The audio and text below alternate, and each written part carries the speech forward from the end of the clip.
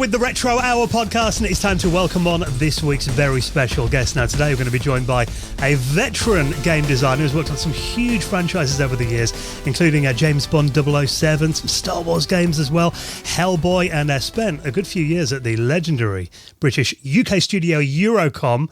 And we're going to get some stories about some of the games he worked on, some hopefully inside little tales of what working at Eurocom was like back in the day as well. So let's welcome on Kev Harrison. How's it going, Kev?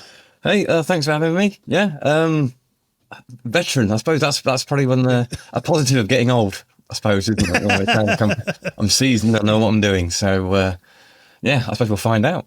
Well, let's find out where it all started. I mean, we like to kind of go back to roots when we have a guest on. I mean, what first got you into video games then? Do you kind of remember your earliest memory? I don't know.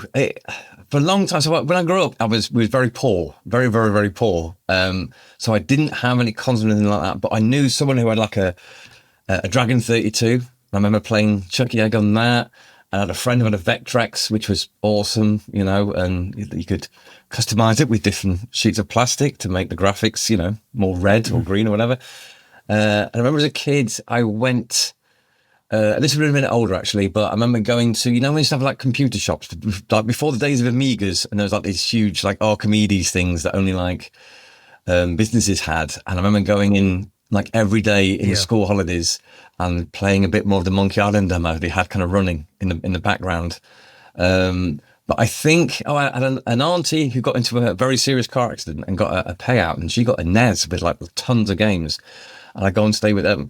She was in the wheelchair for like a year and it was horrendous. But for me, I got, she had like loads of games back in the days when no one had any, you know, you had like one game and Mario.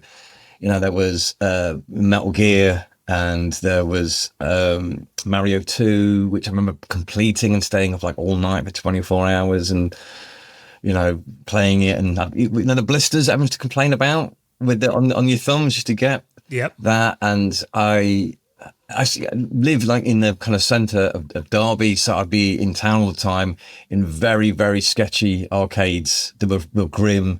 And I know that Stranger Things had this kind of really cool, you know, retro vibe in arcades, but in reality, it was grim. You know, it was really, really seedy. Yeah, the British arcades weren't like that back in the day. Yeah, that glamorous. Going to places like Taxi Ranks and things like that, and Paul Hall to play arcade games, and I won't go there now. Like you know, if my kids were going those places, but you know, that's where you got, you know, your games. But I did have, when I was younger, a Acorn Electron, and I think my mum got that for me because she thought I'd be a programmer, you know, and it was all that kind of stuff. And I did copy about 2 or 3 pages of code to get one Space Invader, and I'm like, what is this? This was like, you know, half a day's work for one Space Invader, and I never got on with it. So I kind of gravitated towards game design. So I wasn't good at games because I was super skilled. I was kind of good because I could work out that kind of meta of how it all works, that kind of thing, and that kind of makes sense. You know, like predictability and things like that, because you'd see patterns and you know the big budgets and things like that.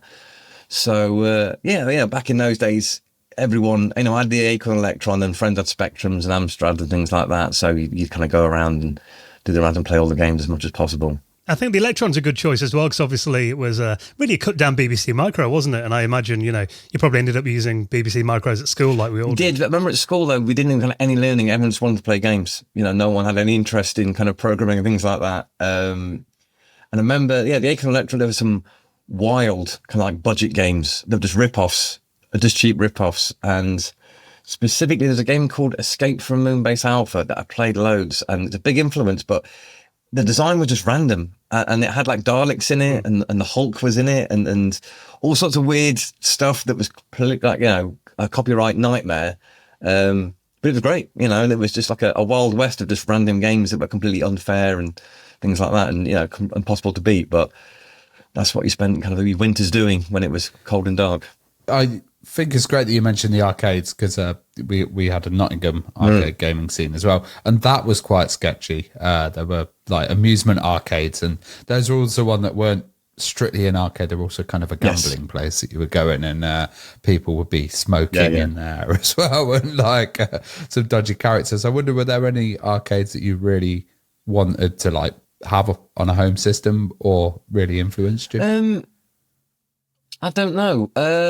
Because I suppose the kind of thing about the arcade was they change them every couple of weeks, so it's completely random. So it was almost awesome that you'd go in, there'd be something new and exciting and things like that. So obviously I remember when Street Fighter came out for, like, you know, the home systems, because, you know, I've put a lot of money in Street Fighter 2 because it was amazing. And then the thousands of rip-offs that came after it and things like that, like World Heroes and all sorts, and Mortal Kombat.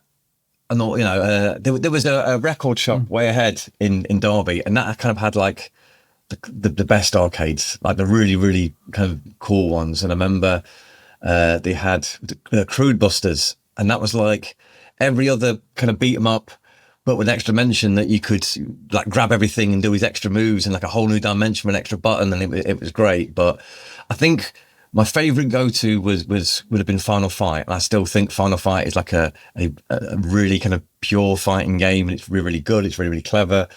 It's extremely difficult because and there's no one could complete that on like 10p back in the day. It takes like 1,000 credits because it's just hard, but it's still brilliant. I still play it to this day, and I think what they did with the characters was like almost like a early stage of like an RPG. You know, that the characters behaved and acted with different kind of, you know, abilities and things, and you know, I've always loved that, always.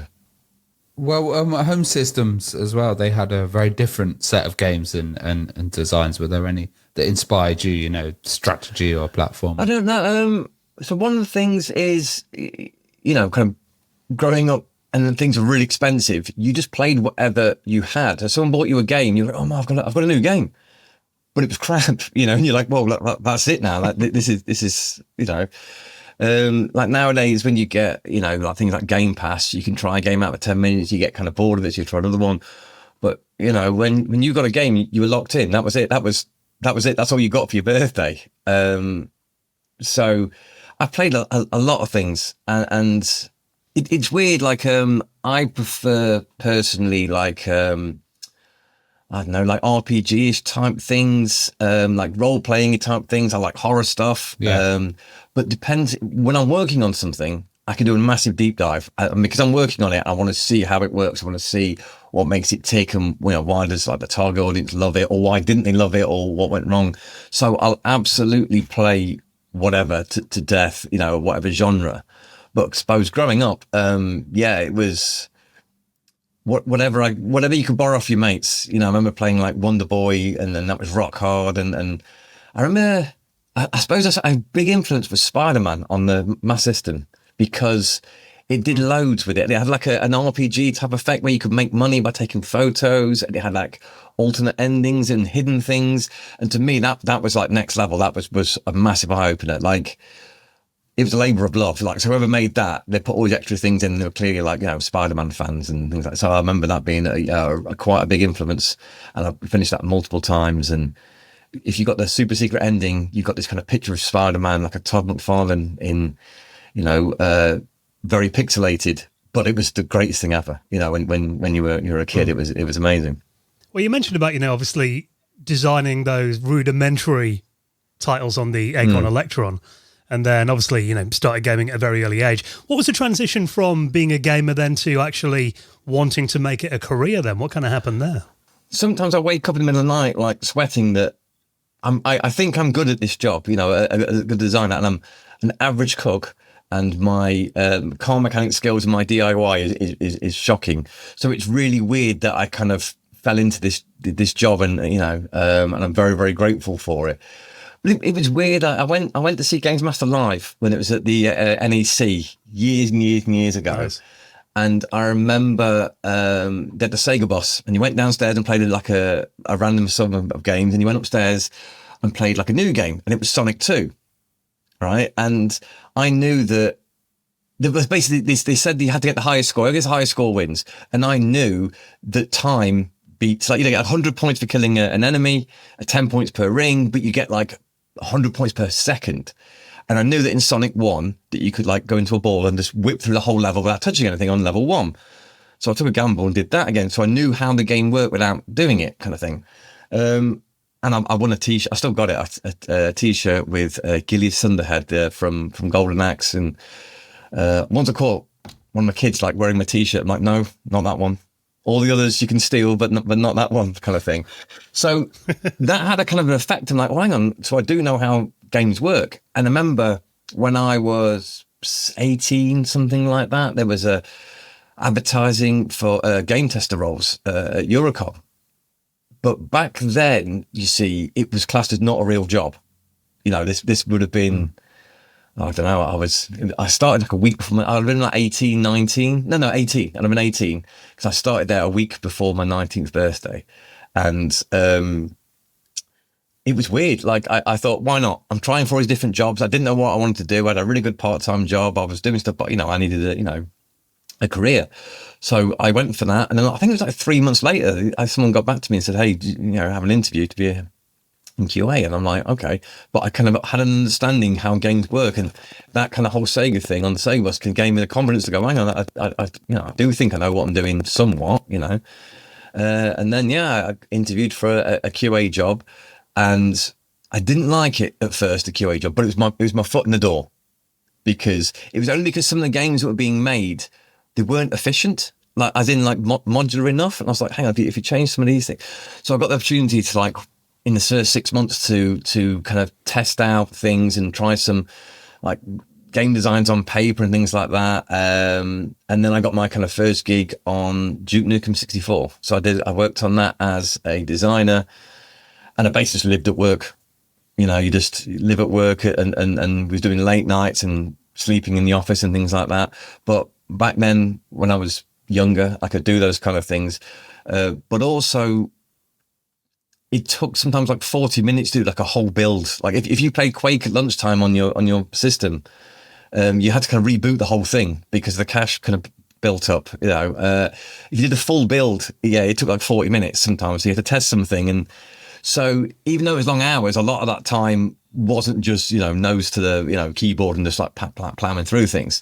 So, I was a big Duke fan anyway, and I think design-wise, it's absolute genius. It's really, really good.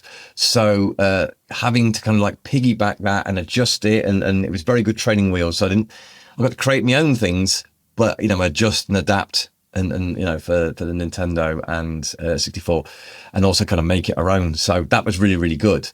So it was a weird transition, and originally I just took a punt at a game design, a QA job. But, Were you aware that there were like a game scene going on in Derby with, you had IDOS there as well? No, not really. It was only when I kind of started there that it kind of blew up. All of a sudden, people had a Tomb Raider and things like that. It was, I don't know, I was too busy being a toe rag at 18, doing, going out and things like that. And I wasn't aware of the scene. And, I'd always been, a massive games fan. But again, back in those days, I mean, I'd imagine most of your listeners can get on board with this, but back in those days, it wasn't cool to be a nerd. If you like games or D&D or comics or that, you were a target. Harry Potter came along and like normalized having glasses. I used to have these big thick glasses. I was born and like really blind. I wear lenses now, but I had these huge glasses and again, you're hanging around these really sketchy pool halls and things. If anyone looked like a target, that's going to give up their money like real easy, it was me, trying to play these arcade and things like that. So no, I wasn't really aware, but you didn't kind of go shouting from the rooftops. You know what I mean? There was a comic shop in Derby that was really, really cool. But kind of like, nerds kind of snuck in under the cover of night and out again, so you wouldn't get beaten up on the on the way past. Well, Duke Nukem's obviously a huge first title to work on. What other memories have you got of that then? I mean, were you a Duke fan before you got to work? Yeah. So I was playing Duke because it was great, and one of the cool things about working in game dev then, there wasn't really much internet, but there's easy access to like LANs. So everyone's playing co-op games and multiplayer games. And I was pretty good at Duke. Again, you can see like the fact that each level is kind of linear with a few split paths, but then the whole thing loops around itself and becomes like a multiplayer level. And also one of the things that people don't talk about enough is that whole first level on Duke as a multiplayer game has really, really good audio. So if you listen carefully, you can hear where people are. It's very, very clever. Yeah. I don't know if that was on purpose or not, but it's like layers of genius kind of thing. So my kind of first outing, we were it was a really small team of like 8 people, I think, like a core team, like eight people, 6 people. I'm not sure, but it was not very many of us. We basically just adapted things and turned them in, try to do it justice. And I love doing my level. I look back at them now, I'm like, these are nowhere near as good as the originals. But, we tried to like theme them and kind of tell stories in multiplayer. So we had lots of slidey things and cool like stepping stones and things that open and close and weird stuff. It was, as you're playing multiplayer, that is. So, lots of stuff that make it kind of like dynamic. But no, it was really, really cool. It was really, really good. I was very, very lucky. Most things I've worked on, I've been extremely lucky because it's all things I've loved. And there's some things they're not my kind of, go-to or whatever. I'm totally fine with that. It's when you're making a game, you're never making a game for you. You're a fan. You have to look at the, target audience and create a specific game and for marketing and things like that. So you do have to take a bit of a step back, but that doesn't mean it's any less fun. It's really, really cool. So yeah, I was very, very lucky with Duke. Although it was weird because we saw him as like a Bruce Campbell type of character where he was kind of funny and say these kind of stupid things, and he'd get the girls, the kind of 90s bikini girls at the end and things like that.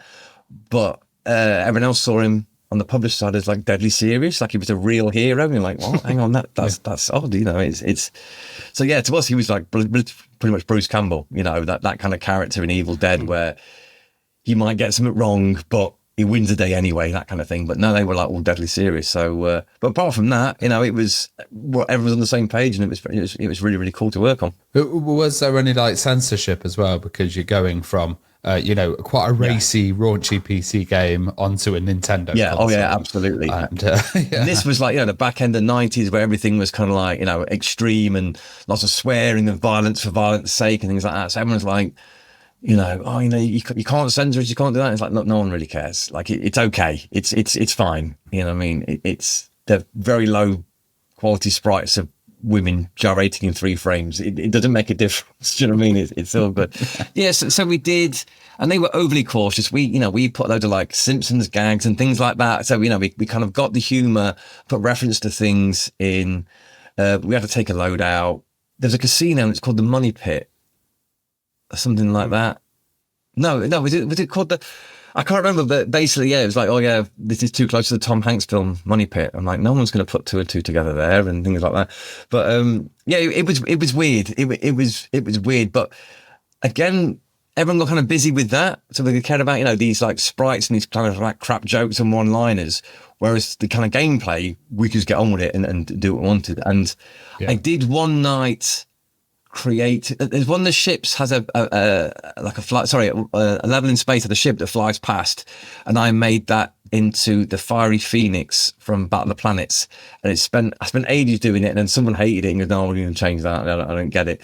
So I took it out, and I regret that ever since, because I like a good Battle of the Planets homage in there, 'cause I thought that was ideal. I was wondering then, because having contracts with like Nintendo and companies like that, what was it like? Was it massively professional at Eurocom, or was it quite a chilled out culture there? It was weird. It's a bit of both, because it was different. So I've seen several companies kind of go from small handful of people making games together, very passionate about it, turn to, big companies. So when there was 3 of us that started on the same day, and we were like 22, 23 and 24, employee numbers kind of thing. So it was very, very small.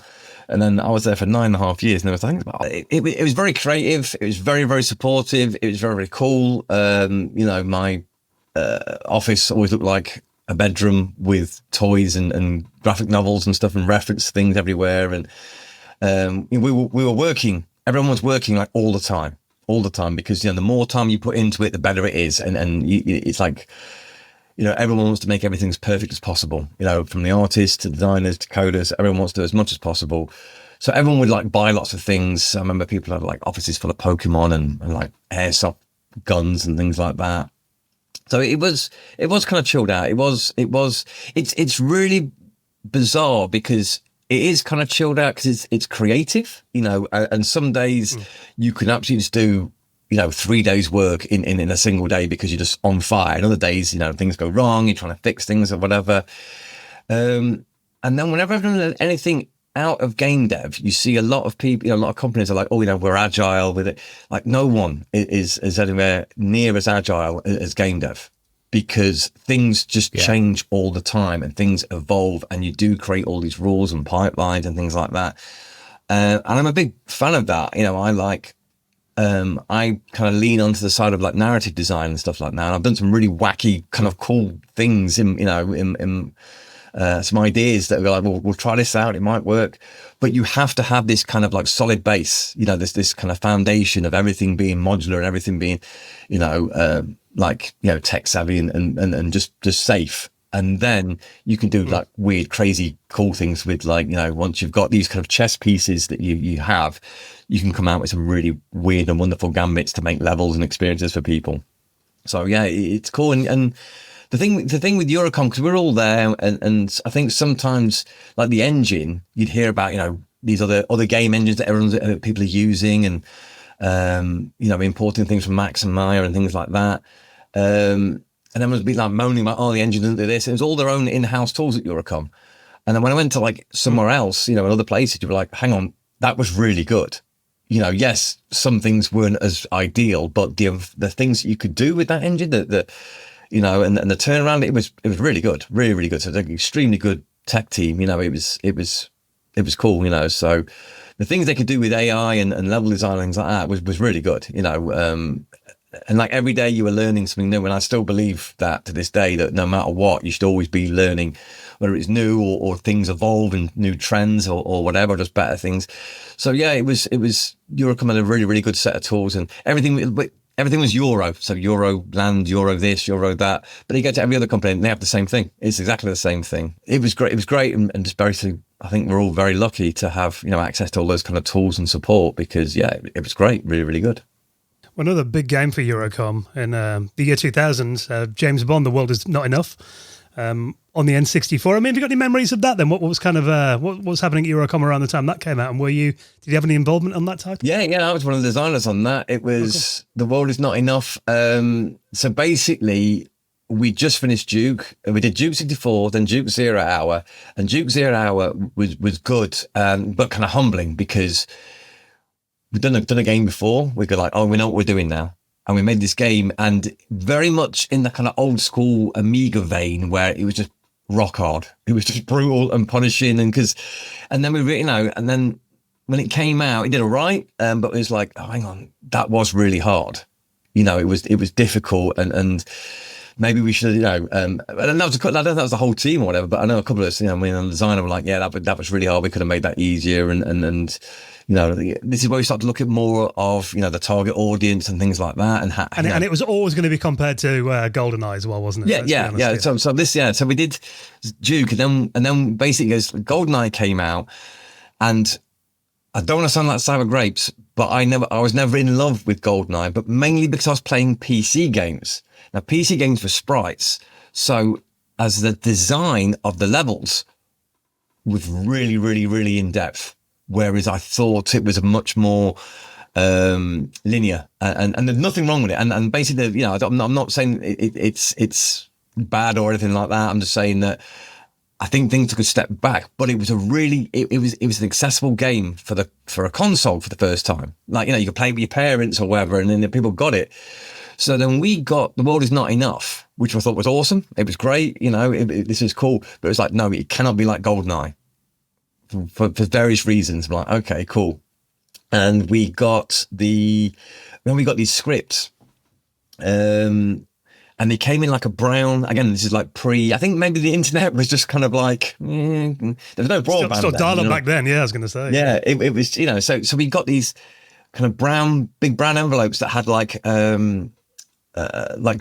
shoelace kind of like written things like wrapped around them. You had to unwind them all and everything. And you got these scripts out, and it felt very special and important. And basically it was like the film scripts. And so that was a big eye opener. And a few of us, we worked our butts off to try and recreate these things scene for scene. And then like literally a week later, it'd go, all right, this has changed now. The script's changed. I'm like, all right, so this level doesn't make any sense. And the people that owned Bond at Danjak were very, very, very supportive. They were really cool, but they had all these rules. Like we had Bond chases someone into the London Underground. We had to hit a bomb there in one of the toilets, so we put it in the women's toilets because there was more cubicles. And they're like, no, Bond wouldn't do that. I'm like, but the free world's at stake. You know, no, Bond wouldn't do. And we were like, this is really stupid. But it was a storytelling thing, which I didn't know at the time. So it was like, no, it's not that Bond wouldn't do that. These things don't exist. It's just like you don't see characters go to the toilet or no one says goodbye on the phone and things like that. It doesn't work. So I was like, right, now I get you. So that was really good at learning about kind of like characterization and kind of storytelling. So what we did was we took all the big stunts because we knew that they were like literally locked in and they cost a fortune and they couldn't change. So we kind of built like an almost director's cut around. So basically in the film, Bond turns up somewhere and sees a meeting, but in our game, it showed you getting dropped off and you fighting your way to that meeting, things like that. So that way, if things change, we could just change little bits and bobs at the end and kind of polish it, and no matter what until like the last minute, if need be. But we created this kind of like really cool, like director's cut of the film. And then when we did multiplayer, because we were all massive multiplayer fans, like I mentioned, we were all playing these like LAN games, and we'd have these huge Quake games and Team Fortress, which I think was out at the time.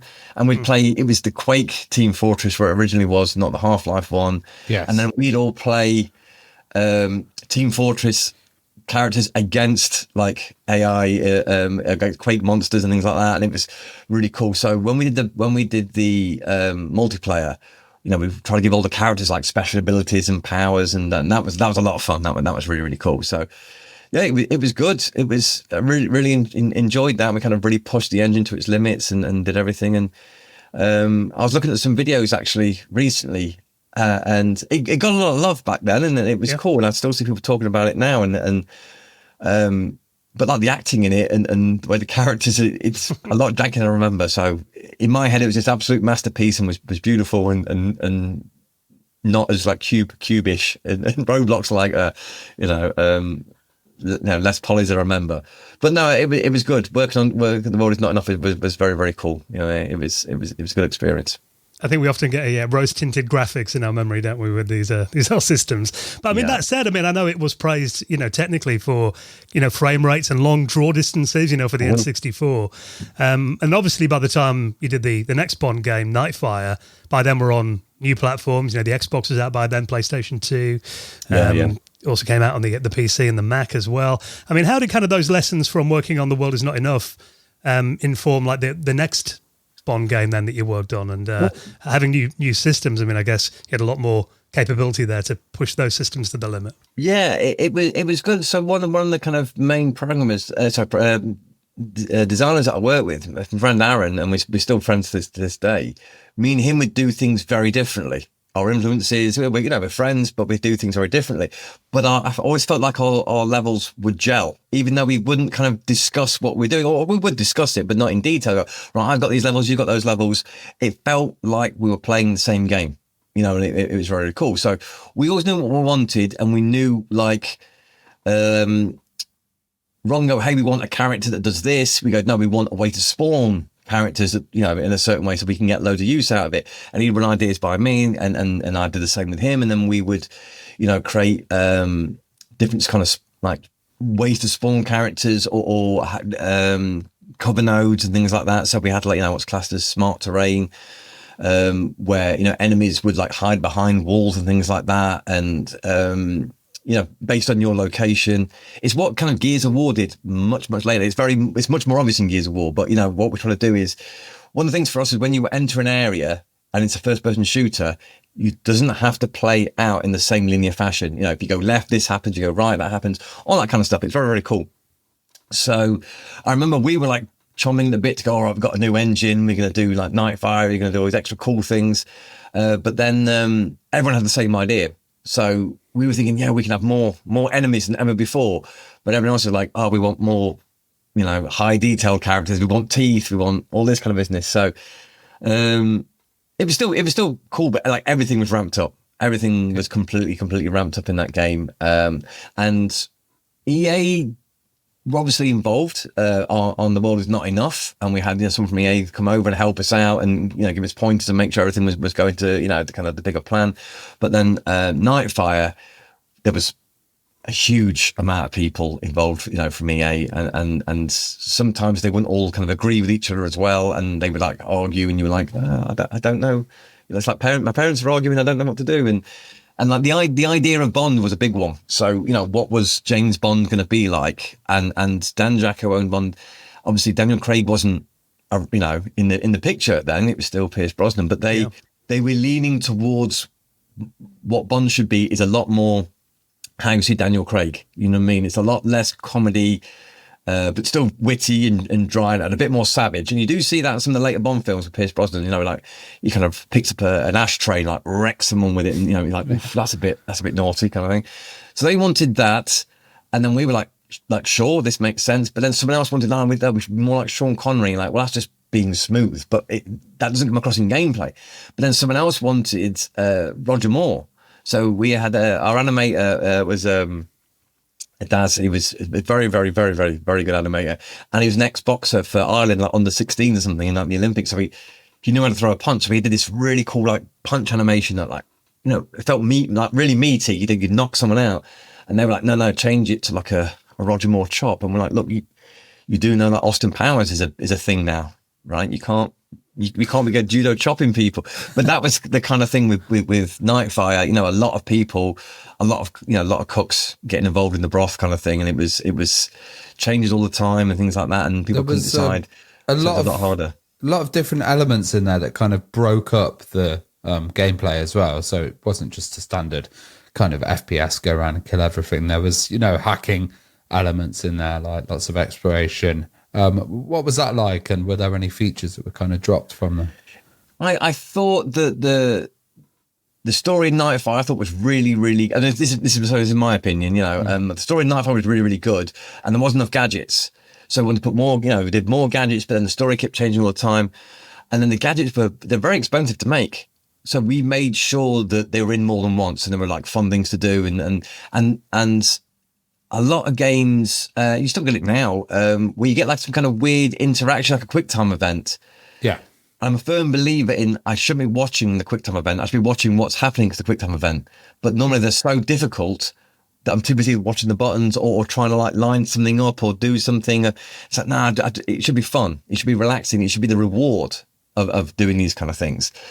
So we did make sure that we put all those things in, because I think there was a demand for X amount of weapons in the game and no gadgets, things like that. But we made sure that they wanted to put them all in. And then there was this, the notorious shaver, the kind of razor thing. I don't know if you saw that, but we were told like very, very late in development, we had to put this kind of like I think it was a Philips shaver, but it squirted foam, and you could then have a wet shave with a electric razor. But like, what do we do with this? And we couldn't make it explode. Because that'd be bad, right? But like, what do you do? Do you get like a henchman in the headlock and like shave his eyebrows off or something? And it was like, what do we do with this? So I think it was some kind of hacking device in the end. But there was a lot of things, in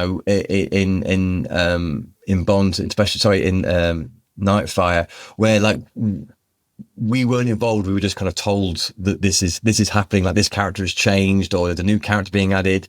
And even though, it was like, right, there's going to be driving things, missions. And we're like, oh, okay, all right. And we never really saw them until they were done, so it was like two separate studios completely. There wasn't much communication between the two.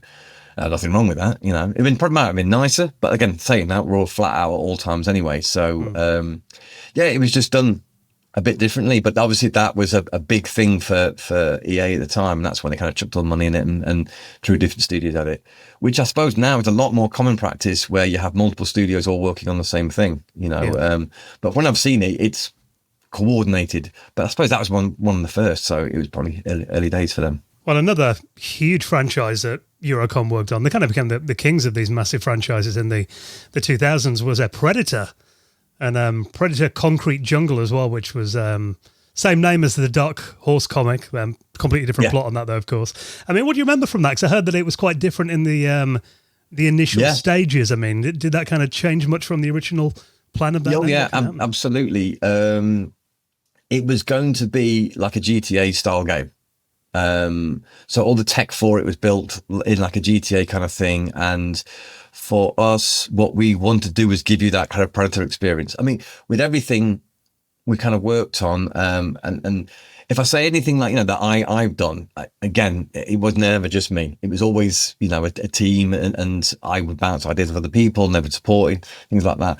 But one thing we wanted to do was, there's like a leveling Bond. I mean, wanted to bits where you kind of schmoozed as Bond, so you got that real Bond experience. You felt like James Bond, and when we did Predator, we wanted you to feel like the Predator, and feel powerful, and so we did things like you were almost unstoppable and you go invisible, but a puddle could mess you up, and the cold, would wreck you. And the idea was, there would be a city, and you'd have the city in the two different time zones, and then the city would evolve and evolve and evolve, and then it would stop evolving, and because you've searched it all, and then the season would change, and the game got harder as the seasons continued, because in Predator 1 and 2, it's all about, there's a massive heat wave.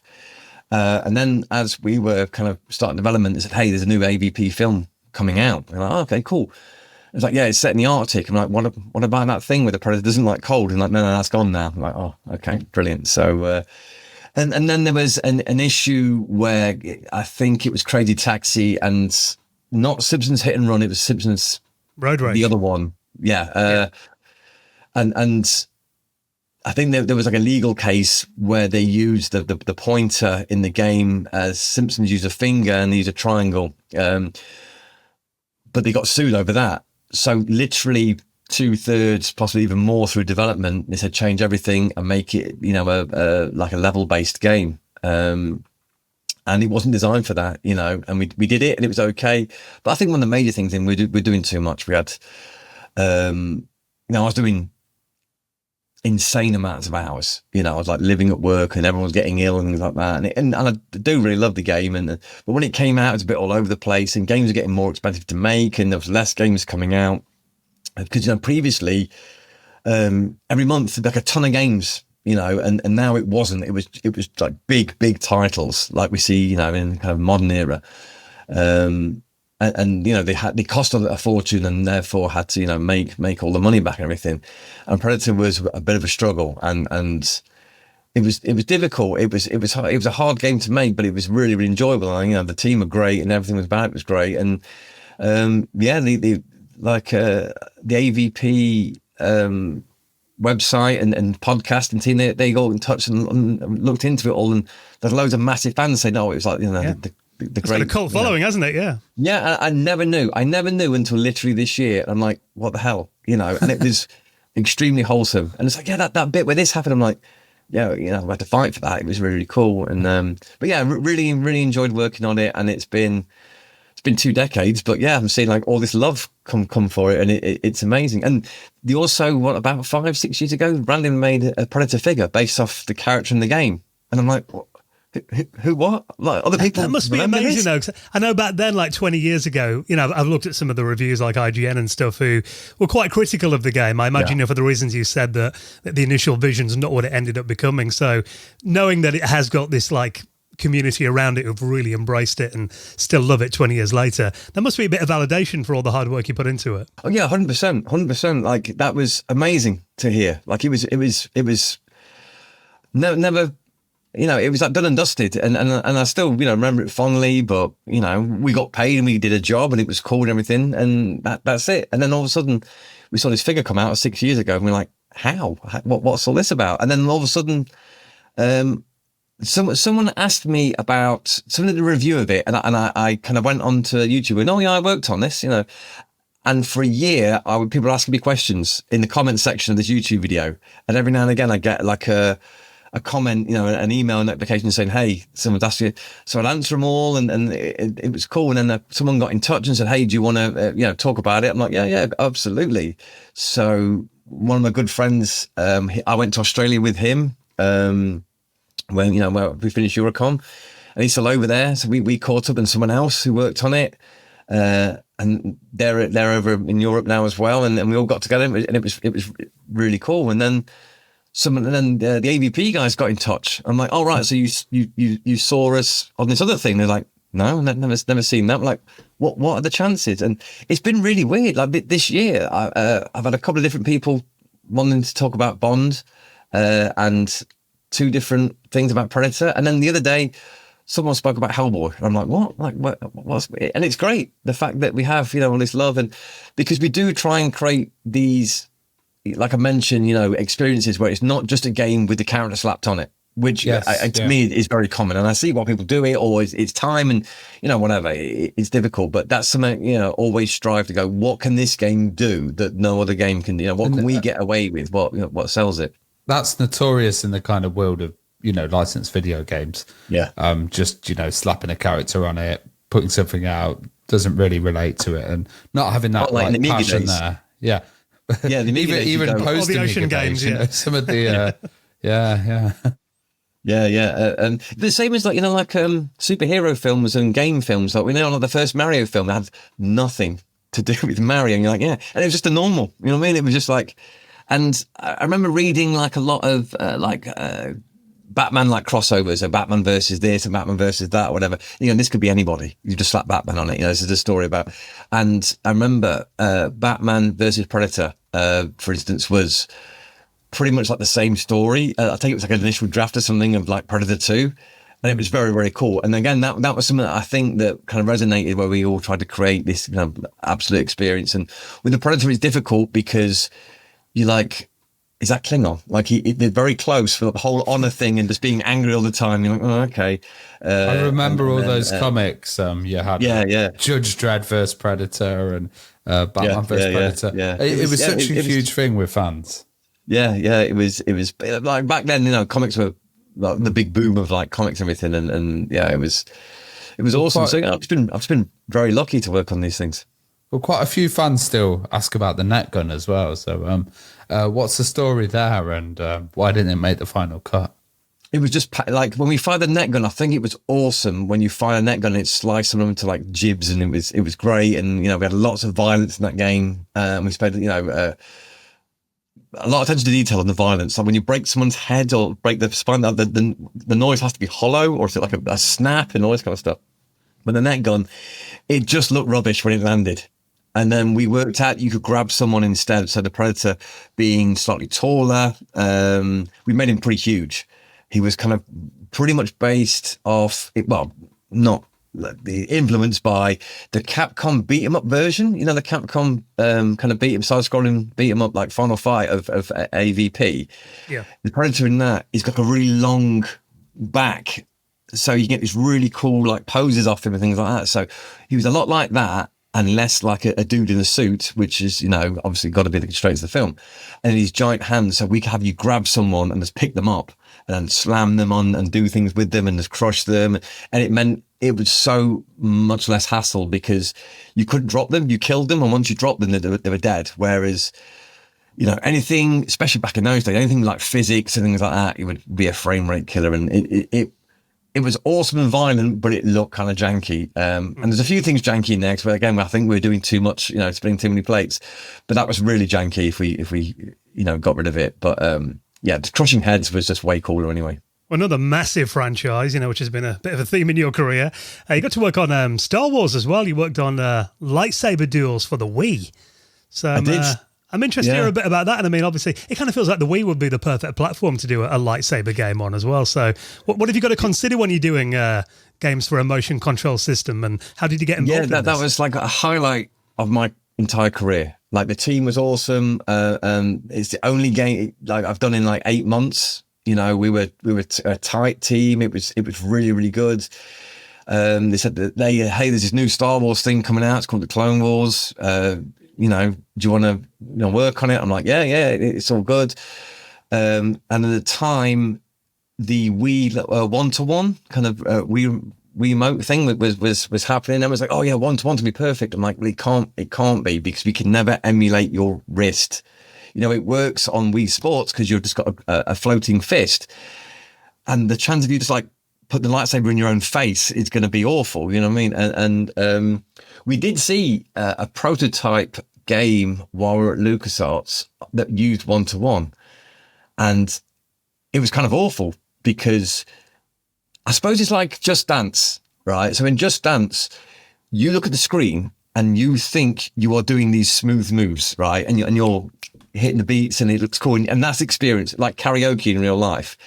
You're having a great time and you're singing and you feel like you're on stage and everyone's loving it. If you see yourself, it's going to be shocking, right? It's going to be awful and completely embarrassing. And you haven't got the rhythm, but it's a video game. We want to sell that fantasy.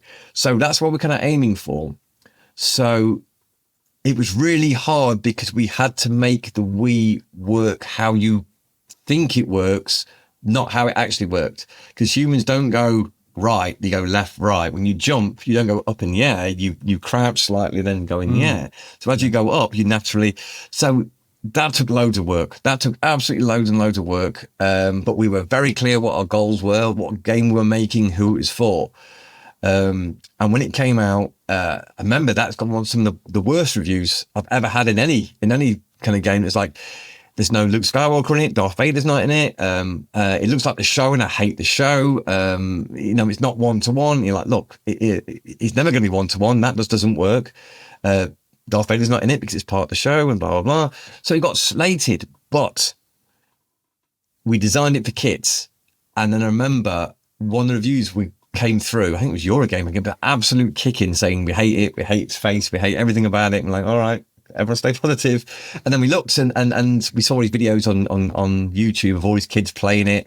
And then again, like if you filmed yourself, you look weird playing it, but you thought you were being majestic. So we'd nailed that kind of Just Dance kind of feeling.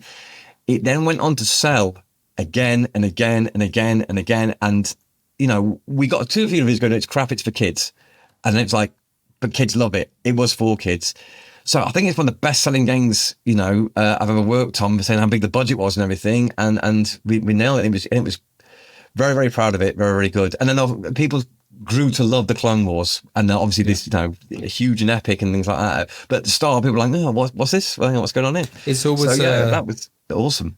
Tough introducing anything new to the Star Wars world as well. So people love it so much. They're very passionate about it. I was wondering, how close did you work with LucasArts then to kind of really close. Like, they were dead sound. And we were still friends with some of those guys now. They're really, really, really sound guys. And we worked together and I learned a lot about, big beats and basically trying to sell like ideas and gain people's trust to go, here's this really crazy idea and here's what we're going to do.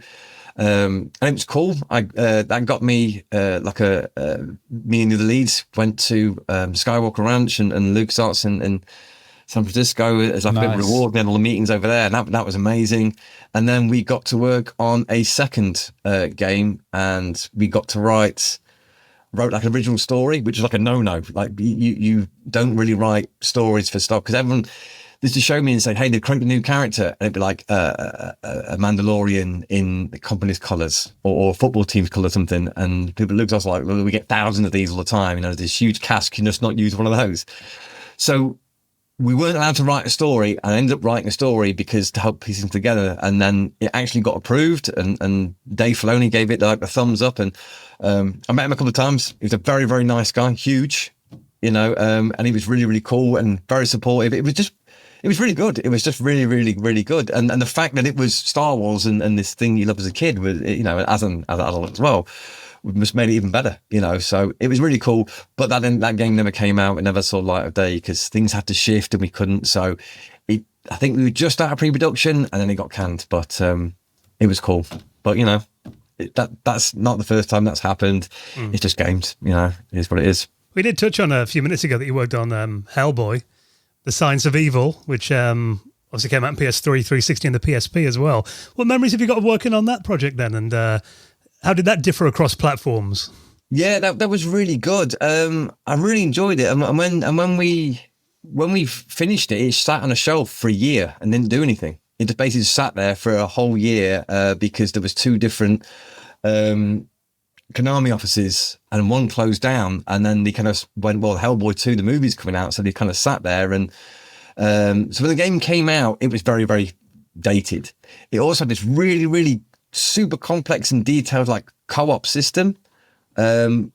but I don't know if anyone ever played it and co-op, and the metagame wasn't as strong, but everyone who worked in that team was super talented. They've all gone to bigger and better things. It was very, very, very cool.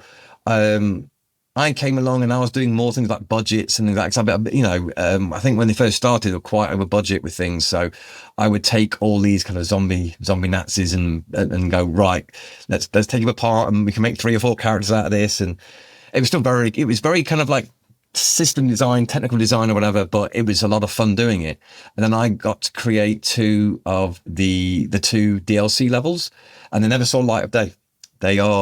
They never released. So a year later, when Konami released the game, the DLC never came out. So everyone's got it.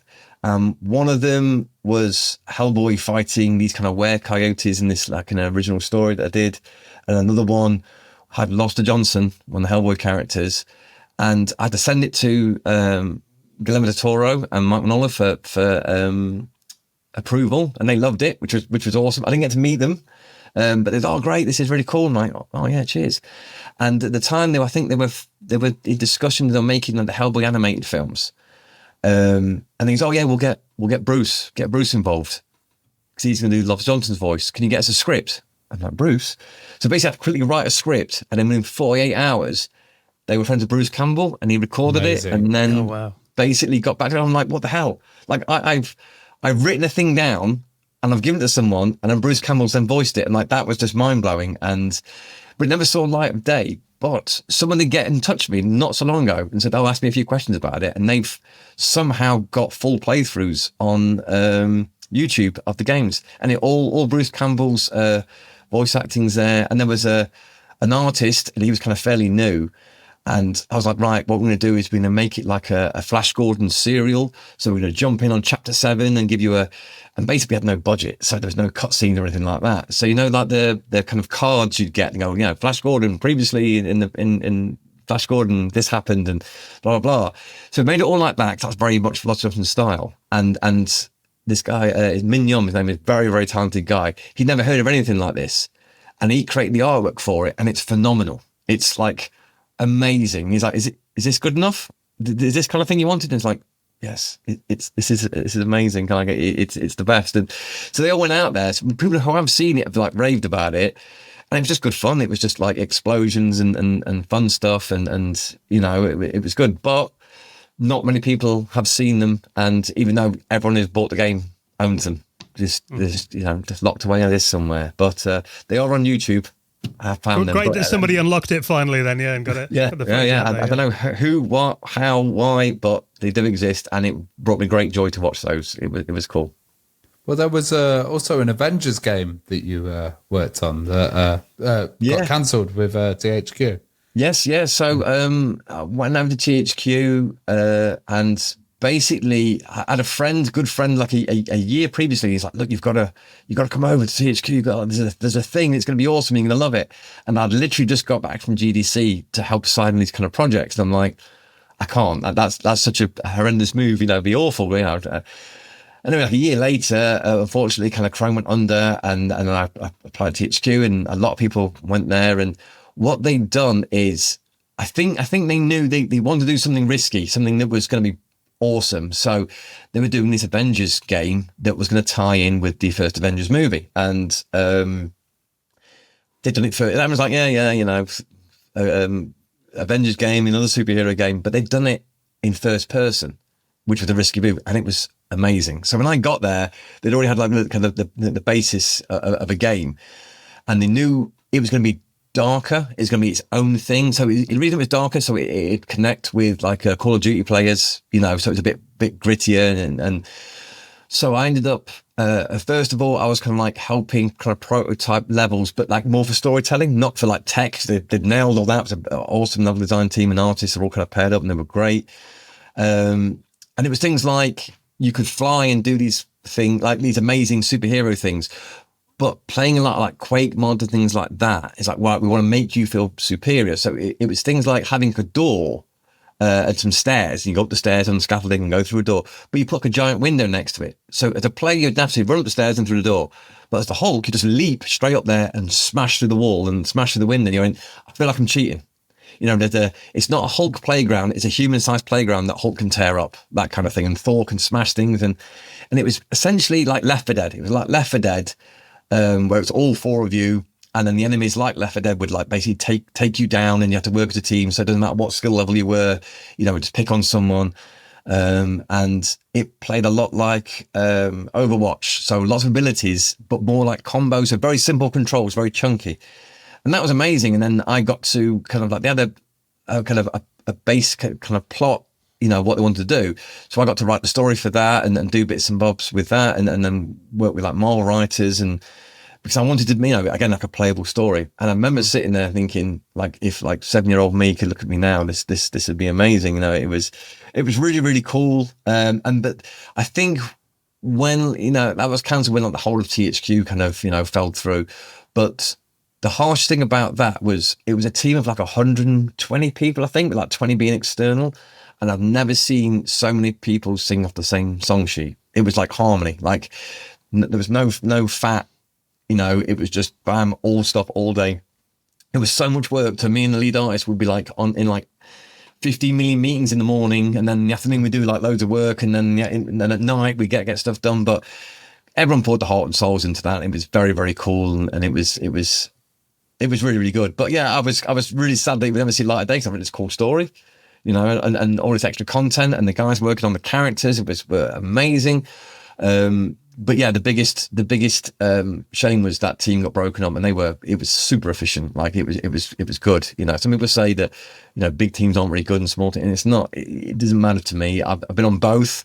And it's communication. It's communication and having very clear kind of rules, and then, letting people be creative and doing their own things. And that's what they did. And it was awesome. It was awesome to see. I did see as well that a leaked build of that did arrive on the internet a couple of years ago. So people want to see kind of what, an early build of it, what an Avengers FPS game would have looked like. That is on YouTube as well. So it's very, very, very cool. This kind of gets preserved. What are you doing these days, though, Kev? I mean, are you still involved in the industry? I am. So I'm currently what's classed as in between jobs. So I've got a few side projects, things like that, and a few things I can't really talk about, but there's NDAs and things like that. But I just recently, I was out of the games industry for the first time ever, which was bizarre, which was weird, because, it's been 28 years, but I suppose the last 2 or 3 of those weren't doing games, and I was doing stuff for like mental health and working with therapists and things like that. And it's all the kind of same game principles, to get people, engaged and things like that. So I was doing that. But now I'm going back into games again. So, like I said, I've got a few things in the pipeline, but I can't say yet because nothing's concrete, but I'll be doing that. But yeah, it's just been bizarre this year that all these people have come back the woodwork and said, hey, do you want to talk about this old game from 20 years ago? I'm like, yeah, absolutely. So I think, it's like a calling back to the game industry. Yeah, maybe there's a remaster on the table somewhere of one of these titles. Everyone keeps saying it. I'm like, I don't know if I can remember everything. And again, I'm probably looking at things those rose-tinted glasses. I'm like, oh God, yeah. Like, I don't know, I've still got piles and piles of books and notes and things. And I can literally look through like a book and go, I remember this, and all the systems that we've got and all the things that we've tried and things like that. But yeah, I suppose I'm always grateful, because I've been very lucky in the game industry, and I think it's amazing that everyone wants to talk about things and people are interested. And it's like, oh, this is so bizarre to me, but yeah, it's very wholesome. And then in the world's kind of current climate, like wholesomeness is good. I'm very much enjoying it. No, 100%. Well, Kev, we really appreciate you taking some time to share some of your memories of working on those huge games with us as well. And we'll keep our eyes peeled for what you're doing next when you can share what you're doing. So thanks very much for coming on the podcast and being our guest this week. It's been great to talk to you. Thank you very much.